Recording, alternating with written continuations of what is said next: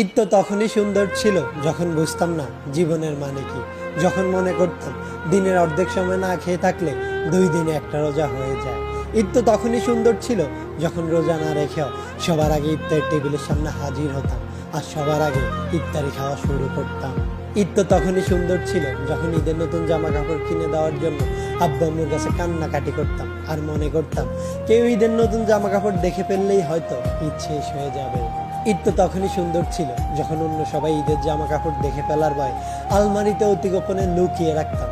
ঈদ তো তখনই সুন্দর ছিল যখন ঈদের দিন সবার পা ধরে সালাম দিতাম আর সালামির জন্য দাঁড়িয়ে থাকতাম।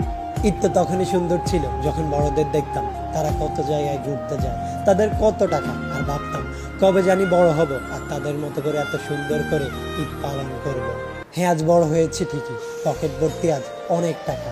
ঈদ আজ ঠিকই আছে, কিন্তু হারিয়ে গেছে ছোটবেলায় কাটানো ঈদের সেই আনন্দময় মুহূর্তগুলো। সত্যি অনেক বেশি মিস করি ছোটবেলায় কাটানো ঈদটাকে, যেটা চাইলে কখনোই ফিরে পাওয়া সম্ভব নয়।